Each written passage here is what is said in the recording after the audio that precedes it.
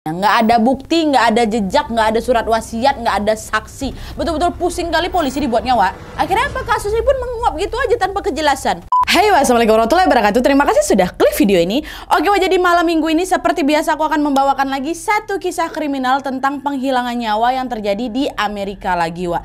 Kasus ini bisa dibilang rumit kali karena korbannya ini dinyatakan menghilang tanpa jejak dan tanpa diduga, Wak. Ternyata si pelaku ini merupakan sosok terpandang yang punya banyak kali koneksi politik, toh kalian. Nah, kurangnya bukti dan saksi membuat polisi pun beberapa kali menemui jalan buntu. Polisi ini, Wak, sampai harus nyamar dia selama kurang lebih 1 tahun untuk bisa nangkap pelakunya. Sulit kali pokoknya kasus nih. Dan sesuai judulnya, Wak, kasus ini melibatkan seorang laki-laki bernama Thomas Capano yang merupakan keluarga milioner di negara bagian Delaware namanya. Nah, penasaran guys sama kisah lengkapnya kan? Jadi tanpa berlama-lama kita langsung masuk aja ke ceritanya ya. Check it out.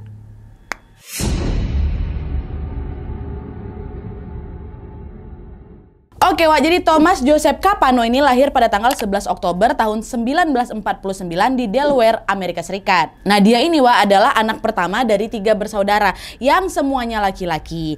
Bapaknya si Tom ini bernama Louis J. Capano dan ibunya bernama Marguerite A. Moglioni ya. Sejak kecil, Wak, keempat bersaudara ini hidup dalam kemewahan. Kedua orang tuanya si Tom ini merupakan salah satu keluarga paling kaya di Delaware tuh. Mereka punya bisnis real estate, Wak, dan penyedia layanan konstruksi yang sangat sukses kali di sana. Nah, kesuksesan orang tuanya si Tom ini ternyata menurun nih, Wak, ke anak-anaknya ya kan. Setelah beranjak dewasa, keempat bersaudara tersebut memiliki karir yang tidak kalah hebat kayak bapaknya. Ketiga adiknya si Tom ini, Wak, semuanya mengikuti jejak orang tuanya, yaitu sebagai pemilik perusahaan konstruksi dan juga real estate. Sedangkan si Tom sendiri memilih jalan karir yang agak berbeda, Wak, di mana dia memutuskan untuk kuliah jurusan hukum dan setelah lulus dia pun langsung menjadi pengacara yang cukup terkenal. Jadi adik-beradiknya jadi pengusaha, dia jadi pengacara terkenal nih. Nah, berkat kerja keras serta power dari orang tuanya, Wak, Tom ini pun memiliki hubungan yang sangat baik sekali dengan orang-orang penting yang ada di Delaware itu. Mulai dari pejabat, kepala polisi, senator, sampai ke pengusaha. Semuanya tuh berkawan baik lah sama si Tom. Nah, karena koneksi itulah, Wak, Tom pun akhirnya didaulat sebagai penasihat politik gubernur Delaware pada tahun 1993. Dan gak cukup sampai situ aja, Wak, Tom ini juga terlibat aktif sebagai tokoh penting di salah satu partai politik yang ada di sana ya. Nah, selain sukses dalam karirnya, Wak, Tom ini juga punya kehidupan rumah tangga yang sangat bahagia. Dia ini menikah dengan seorang wanita yang bernama Kathleen M. Ryan dan dari pernikahan tersebut mereka dikaruniai 4 orang anak perempuan lucu-lucu semuanya. Tapi nih, Wak, ya, kehidupan Tom yang terlihat sempurna kali ini rupanya tidak membuat dia merasa puas gitu. Tom ini diketahui sering memiliki wanita simpanan, Wak, di belakang istrinya. Jadi mentang-mentang dia kaya raya ya kan, dia punya jabatan penting, jadi dia agak seenaknya. Dan sampai akhirnya pada tahun 1993 itu Tom ini berkenalan lah dengan seorang wanita yang berusia 28 tahun bernama Anne Mary Fahey. Nah, si Anne ini adalah seorang wanita yang sudah tidak memiliki orang tua, orang tuanya udah meninggal. Tapi meskipun demikian dia ini berusaha survive dengan bersungguh-sungguh gitu loh, bersekolah sampai akhirnya si Anne ini mendapatkan pekerjaan sebagai sekretaris gubernur Delaware. Nah, pas kerja jadi sekretaris inilah, Wak, Anne pertama kali ketemu lah dia sama si Tom Capano ya kan. Nah, Tom yang memang berprofesi sebagai penasihat hukum ya jadi sering ketemu, Wak, dan juga berinteraksi sama si Anne ini. Dari situlah timbul perasaan suka di hatinya si Tom. Akhirnya apa? Akhirnya Tom pun mengajak si Anne untuk menjalin hubungan romantis. Waktu itu si Anne langsung nolak, Wak. Aduh, gimana ya Mas Thomas, ya kan kamu udah punya istri, udah punya anak, masa aku jadi orang ketiga di antara kalian, kata si Anne. Udahlah sayang, nggak apa-apa, istri aku kan nggak tahu, kata si Thomas. Nah, meskipun ragu-ragu, akhirnya si Anne ini pun luluh pula dia tuh sama bujuk rayunya si Tom. Apalagi sikapnya si Tom ke si Anne itu betul-betul sweet kali. Anne sering dikasih surprise berupa hadiah-hadiah mahal, dan selain itu Tom ini juga perhatian kali sama si Anne, Wak. Dihujani dengan begitu banyak kasih sayang secara perlahan-lahan, Anne pun mulai jatuh cinta pula dia sama si Tom. Apalagi si Anne ini kan juga sudah lama merindukan kasih sayang dari sosok laki-laki yang tidak dia dapatkan dari bapaknya kan. By the way, bapaknya dulu tuh pemabuk kayak nggak betul lah hidupnya sampai meninggal. Jadi dia sempat tidak mendapatkan kasih sayang. Dapat kasih sayang tuh dari si Tom, walaupun laki orang, kata dia. Nah, tapi, Wak, dibalik kebahagiaannya pacaran sama si Tom, ternyata si Anne ini merahasiakan hubungan mereka berdua dari keluarganya sendiri. Anne tuh macam nggak mau gitu loh keluarganya tahu kalau aku ini adalah simpanan pejabat, selingkuhan suami orang, nggak mau dia. Apalagi selingkuhan ini kan sosok yang cukup terkenal kali di kotanya ya kan. Nah, akhirnya hubungan itu pun tersimpan rapat-rapat dan berlangsung selama selama beberapa tahun. Nah terus setelah menjadi wanita simpanan selama kurang lebih 1 tahun, wah Ana nih mulai ngerasa pengen putus nih sama si Tom. Kenapa? Karena ternyata sosok si Tom yang awalnya manis kali, sweet kali kan macam sari gula itu mulai menunjukkan sifat aslinya.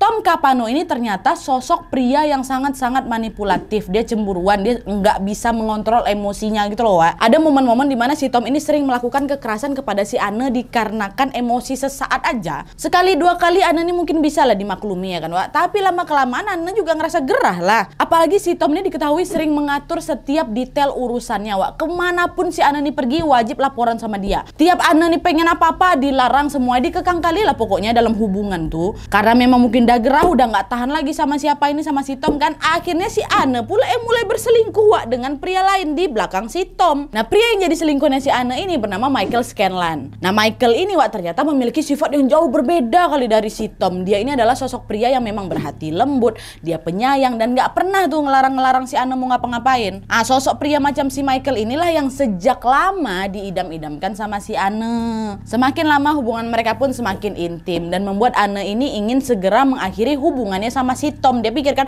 ngapain pula aku terus-terusan sama si Tom, toksik kali dia tuh, mending aku fokus aja nih pacaran sama Michael. Michael juga single dia, wak. Dia belum menikah dan Ana pun ingin menjalin hubungan yang serius sama si Michael yang memang jelas-jelas bukan suami orang. Dan betul, wak, sejak saat itu Ana pun beberapa kali minta putus sama si Tom. Udahlah sayang, aku mau putus saya sama kau, aku nggak tahan lagi jadi simpananmu. Udahlah putus aja kita. Tom nggak mau. Udahlah janganlah kita putus. Aku janji aku nggak bakal kasar lagi sama kamu sayang, kata si Tom kan. Sempat tuh dikasih kesempatan sama si Ana berharap si Tom ini berubah kan. Sayangnya omongan-omongan manis tuh nggak pernah ditepatin sama si Tom, wak. Tom kembali lagi bersikap kasar dan mengekang si Ana ini. Dan hal tersebut terus berlanjut hingga Ana ini betul-betul macam nggak tahan gitu loh.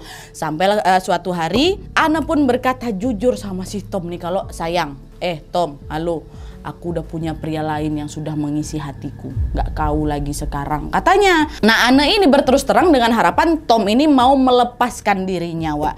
Tapi mendengar penjelasan atau pengakuan dari si Ana, si Tom ini justru semakin berusaha keras untuk mempertahankan hubungan mereka. Jadi putusinnya si Ana, ya udah nggak apa-apa, aku maafin kau, aku bakal berusaha untuk berubah sayang, aku nggak akan kasar-kasarin kalau gitu, kau putusin apa simpanan gue itu. Pokoknya si Tom ini selalu berusaha agar si Ana ini segera meninggalkan Michael, wak. Dan untuk memperbaiki hubungan mereka, Tom pun ngajak si Ana ini macam, ayolah sayang kita dinner romantis gitulah, yuk di salah satu restoran ya betul, restoran mewah di Philadelphia itu. Nah pergilah mereka ke sana, wak, pada tanggal 26 Juni tahun 1969.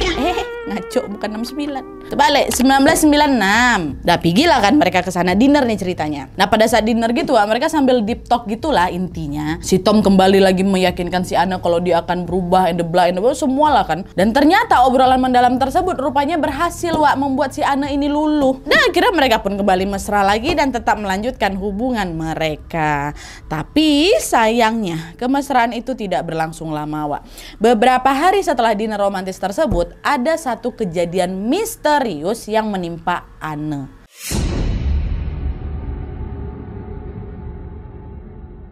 Nah jadi ceritanya, wak, pada tanggal 29 Juni tahun 1996, Ana ini ada janji makan malam bersama dengan kakak perempuannya yang bernama Katie. Katie datanglah ke restoran yang udah disepakati kan, ditunggu, udah agak lama nunggu kok si Ananya nggak muncul-muncul nih. Katie pun mencoba menelpon si Ana tapi sama sekali tidak ada jawaban, wak. Awalnya si Katie berpikir kalau mungkin adik aku ini lagi sibuk kali sama kerjaannya ya kan. Tapi kemudian si Katie ini pun tersadar lagi kalau nggak biasanya si Ana ini membatalkan janji tanpa kabar. Kalau nggak jadi atau sesibuk apapun dia pasti langsung ngabarin aku kalau memang dia ada janji sama orang kayak gitulah. Nah karena khawatir si Ana ini kenapa-napa, si Katie ini pun pergilah ke apartemennya si Ana kan, wak. Sesampainya di sana si Katie langsung dibuat kaget sama kondisi apartemennya Ana karena ternyata pintu apartnya itu nggak dikunci. Nah Katie pun bisa masuk kan, wak. Dipanggil-panggil nama Ana di mana kau, nak? Nak dek. Dipanggil terus-terusan, Katie pun tidak juga bisa menemukan si Ana, wak. Dan anehnya lagi si Katie ini juga menemukan sepatu Ana dalam kondisi berantakan, jadi nggak tersusun rapi di rak gitu loh, wak. Padahal Katie ini tahu betul kalau adeknya ini tipikal orang yang sangat-sangat rapi. Kok tuh pengen berantakan sepatu dia nih. Dan nggak cukup sampai di situ aja, wak. Katie ini juga melihat dompetnya si Ana dalam kondisi terjatuh di lantai. Waktu dicek sama si Katie isinya kan, wak, ternyata uang sama KTP-nya si Ana masih tersimpan rapi di dalam dompet itu. Nggak ada yang hilang sama sekali. Dan selain itu juga, wak, Katie ini menemukan ada sepucuk surat yang isinya dari seorang pria pria yang bernama Thomas Capano. Nah waktu itu si Katie langsung mikir keras, siapa Thomas Capano ini? Pacarnya si Katie atau siapa? Kok aku nggak tahu? Kalian kan masih ingat si Katie kan nggak ada kasih tahu kalau dia simpanannya si Thomas kan? Kakaknya pun nggak tahu, makanya terkejut deh siapa Thomas Capano nih. Nah di momen ini Wak Katie udah ngerasa ada sesuatu yang nggak beres nih sama adiknya. Makanya si Katie pun langsung lah nelpon kantor polisi dan melaporkan kalau adik kandungnya menghilang secara misterius. Nah polisi yang mendapatkan laporan itu pun langsung mengirim detektif yang dipimpin oleh Robert Donovan untuk bisa meluncur ke apartemennya si Anne. Sesampainya si Robert ini di sana, Wak Katie pun langsung menceritakan semua kejanggalan yang memang dia temui, termasuk surat cinta dari si Thomas Capano itu. Nah malam itu juga Robert dan timnya pun langsung mencari tahu di mana alamat sosok yang bernama Thomas Capano ini, Wak. Cari coba nih siapa Thomas Capano, tak ya kan. Dan tidak lama kemudian Robert dan timnya pun berhasil mengidentifikasi bahwa Thomas Capano ini tinggal juga di sebuah apartemen sewaan yang tidak jauh dari apartemennya si Anne. Tanpa ngangengong mereka pun langsung OTW kan ke apartemen siapa ini si Tom. Diketok pintunya, tak. Permisi, kami dari kepolisian, kata mereka. Pak Thomas, tolong keluar sebentar. Betul Wak, dibuka masih Thomas tuh. Ada apa ya Pak, kok datang subuh-subuh kayak gini kalian? Oh gini Pak, permisi, kami mau menanyakan beberapa hal. Apa Bapak kenal sama perempuan yang namanya Anne Mary? Oh iya Pak, saya kenal, kata si Thomas, saya kenal. Nah saat itulah detektif pun langsung menanyakan hubungannya dengan si Anne. Dan waktu itu Wak, si Tom ini secara jujur mengakui kalau oh iya Pak, betul Anne adalah wanita simpanan saya. Tapi itu dulu Pak, sekarang udah nggak lagi. Hubungan saya sama Anne ini udah lama putus. Tapi meskipun kami udah nggak pacaran Pak, kami masih berhubungan baik kok sebagai teman, kata si Tom. Nah setelah mendengarkan penjelasan dari si Tom, waktu itu Robert pun langsung ngasih tahu si Tom kalau Bapak Anne ini dilaporkan menghilang kurang lebih selama 3 hari ini Pak. Dengar informasi itu Tom juga ikutan kaget. Hah? Hilang kok bisa Pak? Padahal 3 hari yang lalu saya baru dinner loh sama dia. Pulangnya juga saya langsung anterin dia ke apartemennya. Oh kamu yakin dia udah ada di apartemen? Tapi kok kondisi apartemennya berantakan ya Pak, kata Robert. Pokoknya waktu itu Robert ini betul-betul nanyanya detail kali Wak. Mulai dari timeline Anne ini terakhir kali terlihat kapan, Anne punya musuh atau enggak, siapa yang lagi dekat sama Anne akhir-akhir ini. Banyak lah pokoknya ditanya langsung sama si Tom. Nah pada saat itu ada nih Wak, satu pernyataan si Tom yang membuat para polisi ini semakin kesulitan lagi melacak jejaknya si Anne. Tom waktu itu bilang, Pak sekedar informasi aja nih Pak ya, Anne itu orangnya nggak stabil Pak. Beberapa kali dia bilang ke saya dia mau mengakhiri hidupnya, tapi saya berusaha nih sebisa mungkin untuk melarang dia. Dia ada potensi mengakhiri hidupnya Pak, kata si Tom. Kagetlah polisi dengar itu Wak. Mereka khawatirin kalau tiba-tiba suicidal talknya si Anne ini kumat, terus dia pergi ke suatu tempat untuk mengakhiri hidupnya sendiri. Mendengar hal itu Robert pun segera mengakhiri wawancara sebentarnya sama si Tom dan dia langsung berpamitan untuk segera mencari keberadaan si Anne. Oh ya sudah Pak Thomas, terima kasih banyak atas bantuannya, terima kasih juga atas informasinya. Kami pamit dulu, kami ingin segera mencari keberadaan si Anne, kata dia. Oh iya Pak, nanti kalau ada butuh apa-apa kabari saya aja, kata si Tom kan. Dah pergilah si Robert ini kan Wak. Tapi Wak, sesaat sebelum pergi si Tom ini sempat bilang ke Robert, Bapak sebentar, coba Bapak tunggu aja sampai hari Senin besok. Biasanya dia pasti ke kantor. Mungkin saat ini dia sengaja lagi ngilang sebentar aja lah Pak buat healing, kata si Tom. Oh iyalah Pak, ide yang bagus, kata polisi ya kan. Dah singkat cerita mereka betulan Wak nunggu kabar kepulangannya si Anne ini sampai hari Senin. Nah pas sudah nyampe hari Senin, Robert pun langsung nelpon kawan-kawan sekantornya si Anne dan kembali lagi mendapatkan kabar yang mengecewakan. Hari itu Anne tidak berangkat ke kantor, tidak ada kabar apapun darinya. Anne Mary ini betulan menghilang tanpa jejak gitu loh Wak, macam ditelan bumi, tau kalian. Dan setelah dinyatakan menghilang, polisi pun masih berupaya mengumpulkan jejak-jejak yang ada di TKP. Tapi sayangnya upaya itu tidak membuahkan hasil Wak. Polisi tetap kesulitan cari keberadaan si Anne ini di mana. Sampai akhirnya tuh ya tanggal 4 Juli tahun 1996 ratusan masyarakat secara sukarela turun ke jalan untuk mencari keberadaannya Anne Wak. Bahkan nih Gubernur Delaware yang notabene-nya adalah bosnya si Anne ini ikutan nyari dia. Iyalah, Anne kan sekretaris gubernur. Mereka beramai-ramai menyusuri taman di mana Anne sering terlihat berolahraga di sana. Dicari ke semuanya lah Wak, tapi lagi-lagi upaya pencarian tersebut tidak menghasilkan apa-apa. Anne Mary ini tetap tidak bisa ditemukan keberadaannya. Nggak ada bukti, nggak ada jejak, nggak ada surat wasiat, nggak ada saksi. Betul-betul pusing kali polisi dibuatnya Wak. Akhirnya apa, kasus ini pun menguap gitu aja tanpa kejelasan. Sampai akhirnya beberapa bulan kemudian polisi pun mulai menemukan petunjuk-petunjuk penting terkait keberadaan Anne. Apa tuh Nadia? Masuklah kita.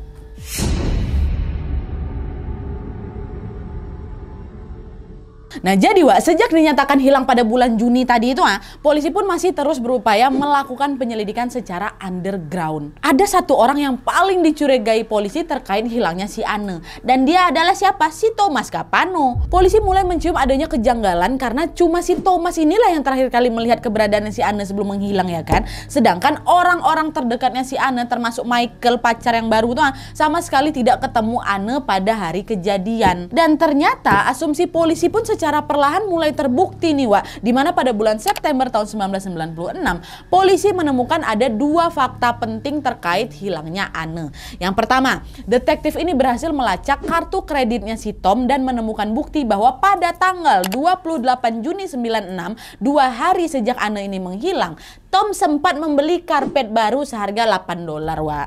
Hal ini jelas langsung mengundang pertanyaan polisi. Kenapa? Karena si Thomas ini kan posisinya nyewa apartemen itu kan, bukan punya dia sendiri. Buat apa kok beli karpet baru? Memang karpet yang lama ini kenapa? Mana waktunya dekat pula tuh sama Anne hilang, ya kan? Dan untuk membuktikan prasangka tersebut Wak, polisi pun langsung menghubungi perusahaan jasa bersih-bersih yang memang biasa disewa sama si Tom. Datanglah ini seorang saksi yang kita sebut aja lah namanya si Nancy, ya kan? Nancy ini merupakan housekeeper langganan yang memang sering sekali bertugas membersihkan apartemennya si Tom. Nah di depan polisi si Nancy ini mengaku kalau saya ini selalu diminta datang secara rutin setiap 1 minggu sekali Pak untuk bersih-bersihin unit apartemennya dia.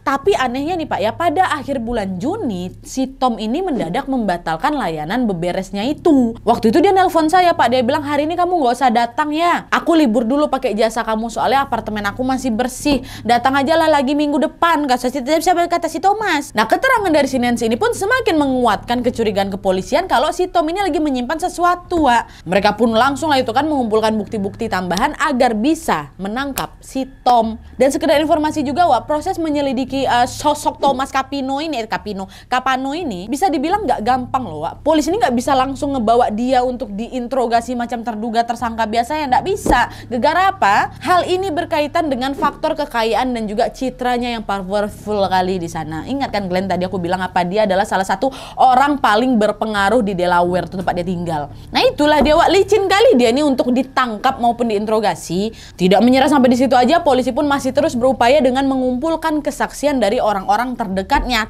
Tom. Mereka mau tahu nih gimana sih kesehariannya si Tom selama ini gitu loh. Gimana karakter dia, apa alibi dia di saat Anne itu menghilang betulan apa tidak. Tapi sayangnya Wak, orang-orang terdekat si Tom yang ditanyain polisi ini pun juga sama sekali nggak mau buka suara gitu loh. Mulai dari rekan kerjanya, kawan-kawannya, apalagi keluarga ya, semua tidak ada yang mau ditanya-tanya soal si Tom dan Anne. Mungkin karena mereka ini takut gitu loh Wak sama si Tom. Dan lagi-lagi kasus ini pun kembali stuck Wak selama beberapa bulan. Gak ada lagi mau ditanya siapa, licin kalian anak ini mau diinterogasi, nggak bisa.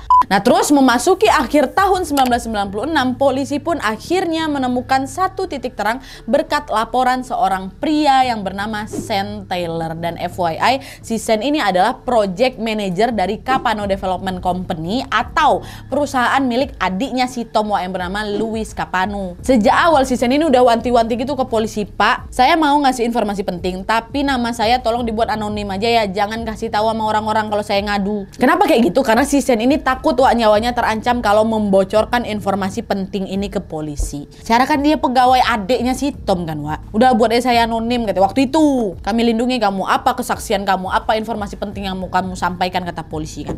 Jadi nih Wak, menurut pengakuan si Sean, pada tanggal 27 Juni 1996, Tom ini tiba-tiba pesan jasa alat berat untuk membuang sampah dari apartemennya ke tempat pembuangan akhir. Sampai pakai alat berat. Dan yang membuat si Sean ini makin curiga, sampah yang dibuang tuh nggak banyak Wak. Tidak, cuman satu kotak kecil yang berisi satu buah karpet. Udah itu tok, sampai nggak ada sampah-sampah lain, kotak kecil sama karpet, pakai alat berat. Hal ini jelas langsung membuat si Sean bertanya-tanya, kenapa kok nggak buang sendiri ya ke tempat sampah biar nanti diangkut sama petugas seperti biasanya ya kan? Kenapa kok harus repot-repot nyewa alat berat demi membuang karpet kecil itu? Pasti ada nih sesuatu yang disembunyikan kan Pak? Mendengar keterangan dari si Sean, polisi pun senang kali di situ karena apa? Kepingan puzzle yang selama ini mereka cari pun perlahan mulai tersusun. Pada saat itu polisi berasumsi bahwa Tom ini sudah menghilang menghilangkan nyawanya Ane. Jadi si Ane ini bukan menghilang gitu aja, bukan, melainkan dengan sengaja dihilangkan nyawanya sama si Tom. Nah, asumsi ini dibuat polisi berdasarkan 3 fakta penting ya. Yang pertama, Tom lah yang merupakan satu-satunya orang yang punya motif untuk menghabisi nyawa si Ane. Yang kedua, Tom ini adalah orang terakhir yang menemui Ane. Terus yang ketiga, keterangan dari Sam dan Nancy soal karpet di apartemennya si Tom. Iya kan? Nah, ketiga fakta tersebut pun semakin menguatkan kecurigaan polisi bahwa untuk menutupi kejahatannya, si Tom ini membuang jasadnya Ane beserta karpet apartemennya. Kalian kalau jadi polisi pasti curiga juga sama si Tom ya kan, Wak? Nah, berbekal dari keterangan dari Sam itulah, Wak, tanpa babi bu, polisi pun langsung mendatangi lokasi yang dimaksud untuk menemukan jasadnya si Ane. Mereka cari tuh satu persatu karpet yang dibuang sama si Tom tuh di tempat pembuangan sampah sebesar tuh, tapi saya nggak ketemu. Nah, tapi meskipun demikian polisi belum mau menyerah. Mereka pun berinisiatif nih menggeledah paksa apartemennya si Tom untuk mencari barang bukti.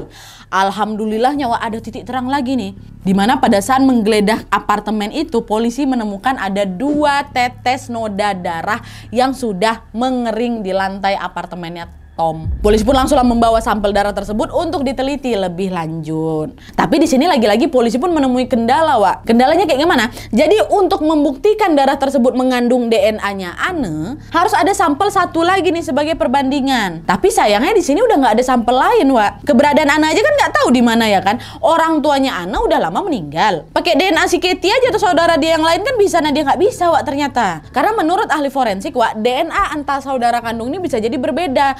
Alah, kayak mana nih ya? Sampel darah siapa yang bisa jadi perbandingan ya? Adalah pusing lagi lah polisi di situ. Tapi polisi nggak nyerah gitu aja, Wak. Dengan dibantu tim forensik pun berhasil menemukan ada macam plasma darah yang sempat didonorkan Ane sebulan sebelum dia menghilang. Jadi si Ane ini sempat ngedonor darah gitu lah, Wak, ceritanya. Dan meskipun harapannya kecil karena plasma darah tuh katanya tidak mengandung banyak DNA, mereka tetap berusaha untuk mencari jejak DNA-nya Ane.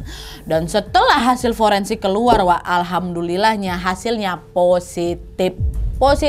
Noda darah yang ditemukan di apartemen si Tom ini, Wak, ternyata memang betul milik Ane Mary Fahey. Nah, sampai sini berarti apa? Jejak korban sudah diketahui. Nah, terus PR polisi sekarang adalah gimana nih cara kami buat nangkap si Thomas Kapano? Dia bukan orang sembarangan loh, Wak, ya kan?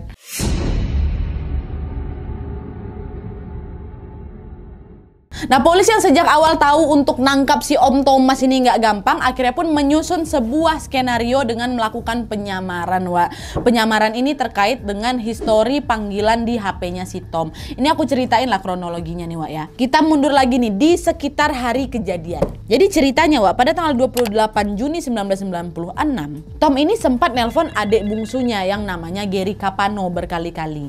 Padahal kalau misalnya dibandingin sama histori panggilan sebelumnya, si Tom ini sangat jarang kali ngubungin adiknya si Gary ini. Nah, hal inilah yang membuat polisi pun menjadi curiga. Jangan-jangan Gary adiknya pun terlibat sama kasusnya si Ane ini ya kan? Akhirnya polisi pun melacak lawak keberadaan si Gary dan mendapati kalau si Gary ini tinggal di daerah Stone Harbor di New Jersey, Wak. Beda negara bagian nih sama tempat tinggal si Tom kan? Dan hari itu juga mereka pun langsung lah ke Stone Harbor dengan tujuan untuk menginterogasi Gary. Nah, tapi, Wak, setelah pikir-pikir kan mereka pun akhirnya membatalkan rencana itu. Kenapa? Karena si Gary ini ya sama aja kayak si Tom, Wak. Mereka sama-sama orang yang sangat berpengaruh di wilayahnya, dan hal itu berpotensi membuat polisi kesulitan nangkap Tom kalau mereka melakukan strategi asal-asalan. Nggak bisa nih kita langsung datang aja, Pak, kita harus pakai strategi yang matang. Akhirnya mereka pun sepakat, Wak, mengintai Gary terlebih dahulu dengan menyamar sebagai orang biasa yang hobi nongkrong di sebuah bar. Nah, penyamaran tersebut juga nggak berjalan mulus, Wak. Di bulan-bulan pertama pengintaian mereka susah sekali mendapatkan informasi soal Gary.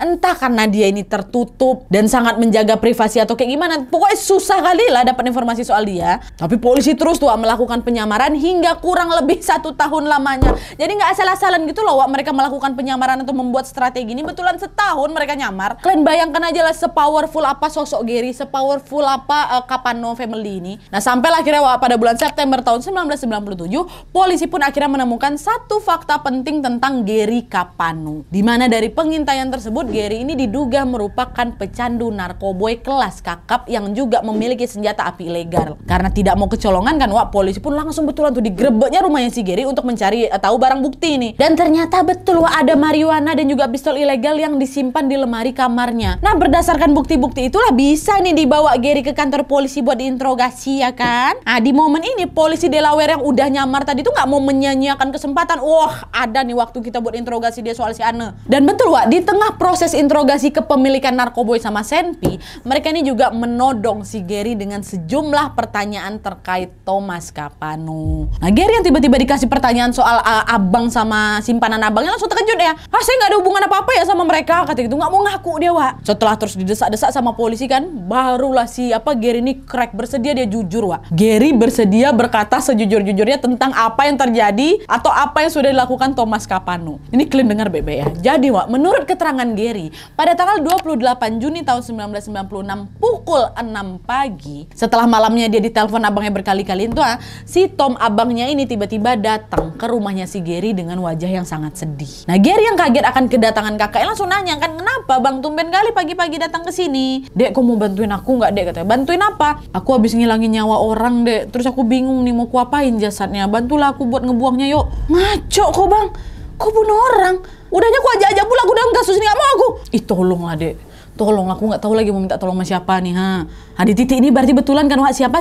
Si Tom itu udah bunuh si Anne kan? Tolonglah, Dek, tolonglah, aku nggak tahu lagi mau minta tolong sama siapa nih. Nah, karena si Tom terus memohon kepada si Gary, di sisi lain juga si Gary ini agak takut sama si Tom. Soalnya dia tahu kakak ini terkenal dengan sosok temperamen, akhirnya mau nggak mau si Gary pun menuruti permintaan si kakaknya. Karena Gary takut nanti kalau aku tolak aku pula jadi korban selanjutnya, karena aku tahu nih apa yang sudah dia lakukan, ya kan? Nah, luluhlah si Gary, wah, dan dia pun terpaksa ngebantuin si Tom, ya. Dan mereka berdua pun saling bantu untuk membuang jasadnya Anne, wah. Nah, pada saat itu posisinya mayat Anne ini sudah dimasukkan ke dalam box pendingin ikan yang biasa dipakai sama nelayan tuh loh, wah. Tujuannya agar orang-orang di sana nggak curiga dan mengira bahwa mereka ini habis pergi mancing. Dan setelah mayat yang dimasukkan dalam box, mereka pun langsung mengendarai speedboat milik Gary dan membuang jasad Anne. Kalian tahu dibuangnya kemana? Ke Samudra Atlantik, wah. Bukan di sungai, bukan di laut biasa, langsung ditenggelamkan ke dasar samudra, tau kalian? Dah, hanyutkan di sini aja lah, Dek, kata si Tom kan. Tapi meskipun dihanyutkan di lautan sedalam itu, ternyata box tersebut tidak kunjung tenggelam, malah makin ngapung dia di atas air kan, styrofoam tuh. Akhirnya diambil lagi tuh sama mereka, dan jasad si Anne yang dalam box itu pun dikeluarkan. Nah, pas sudah berhasil dikeluarkan, wah, mereka lanjut lagi nih mengaitkan sebuah jangkar ke tubuhnya si Anne dan melempar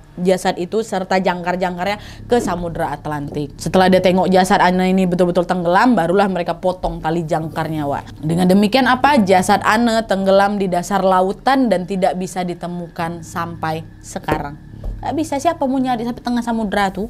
Nah, setelah mendapatkan keterangan detail dari Gary tadi, wak, polisi pun langsunglah bergerak nangkap si Tom kan. Tom pun langsung dijebloskan ke penjara selama kurang lebih 1 tahun sebelum persidangan pertamanya digelar, wak. Tom udah gak bisa lari kemana-mana lagi. Dan akhirnya pada tanggal 26 Oktober 1998, persidangan Tom untuk pertama kalinya disiarkan secara terbuka. Dan pada saat itu Tom mengklaim kalau, Pak, saya ini terpaksa menghilangkan nyawa Anne sebagai bentuk pertahanan diri, Pak. Karena si Anne ini sedang membahayakan nyawa simpanan saya yang lain. Hah?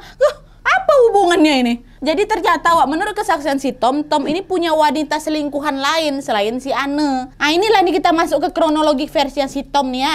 Jadi ceritanya, wak, kata Tom, sepulang mereka dinner berdua tadi itu, si Tom ini sempat ngajak si Anne untuk singgah dulu ke apartemennya buat bersantai-santai sejenak. Tapi beberapa jam kemudian, waktu mereka berdua udah ada di apartemen si Tom, datanglah seorang wanita yang namanya Debbie. Dimana Debbie ini juga selingkuhannya si Tom. Nah, Anne yang mengetahui fakta itu langsung ngamuk lah sama si Tom. Kok ini kayak gimana, Tom? Kok kemarin nyuruh aku putusin si Michael, sekarang kok sendiri punya ada selingkuhan lain? Kurang ajar kok nih memang ya. Terjadilah itu perdebatan sengit antara ketiga orang itu, ya kan. Nah, Anne yang pada saat itu cemburu buta, nggak kuasa menahan emosi. Apalagi mereka juga baru aja baikan, nih kan. Baru deep talk pula waktu dinner tuh, malah dikecewain lagi. Nah, disitulah, wak, kata si Tom, Anne langsung mengambil sebuah pistol dan langsung mengarahkannya ke si Debbie. Mau ditembak si Debbie nih. Melihat hal itu, dengan cepat si Tom ini pun langsung merebut pistol tersebut. Nah, di momen momen itulah gantian si Tom pula yang tersulut emosinya. Akhirnya itulah Pak, baru saya tembak si Ane sampai meninggal dunia. Kata dia kayak gitu, Wak. Tapi lagi-lagi keterangan ini tidak bisa dibuktikan kebenarannya karena tidak ada saksi. Si Debbie gimana Nadia? Debbie sendiri ngilang gitu aja, Wak, tanpa kabar dan sama sekali nggak mau terlibat sama kasusnya siapa ini, kasus si Tom. Meskipun Tom berdalih bahwa penghilangan nyawa tersebut dilakukannya untuk mempertahankan diri, Wak, pengadilan tetap menuntut Tom dengan tuntutan tertinggi, yaitu apa? Hukuman mati.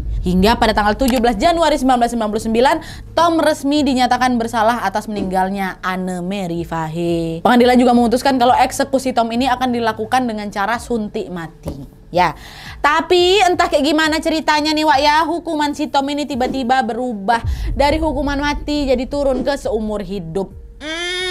Dari sinilah banyak orang percaya kalau telah terjadi permainan hukum di balik berubahnya hukuman si Tom ini, Wak. Hal tersebut diduga tidak lepas dari power keluarganya Thomas Capano yang memang kaya raya kali. Dan akhirnya ya udah, Tom pun dihukum seumur hidup penjara aja, Wak, dan mulai menjalani hidupnya di penjara sejak tahun 2000 kemarin. Dan 11 tahun kemudian, tepatnya pada tanggal 19 September tahun 2011, Thomas Capano dinyatakan meninggal dunia karena sakit pada saat menjalani hukumannya. Jadi meskipun nggak dihukum mati nih ya, tapi tetap mati juga aku di penjara, ya kan.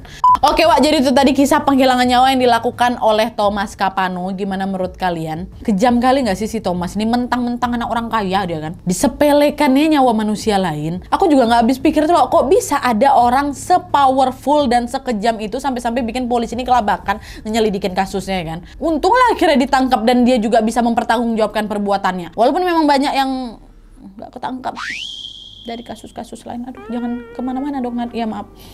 Dan di sisi lain aku juga ya kasihan juga lah, Wak, sama si Anne Marie ini. Tragis sekali gitu loh kisah hidupnya, sampai-sampai jasadnya nggak bisa ditemukan di dasar samudra dibuangnya. Macam mana? Tapi aku cuma pengen dengar pendapat kalian aja soal kasus ini. Kalian tuliskan semua di kolom komentar di bawah, Wak, ya.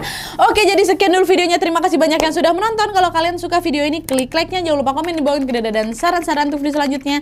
Jangan lupa nyalain notifikasinya supaya kalian tahu kalau aku upload video baru. And as always, jangan lupa untuk klik tombol subscribe supaya kalian sama-sama tahu informasi menarik dan menegangkan dari channel aku. See you next video, bye. Selesai. War.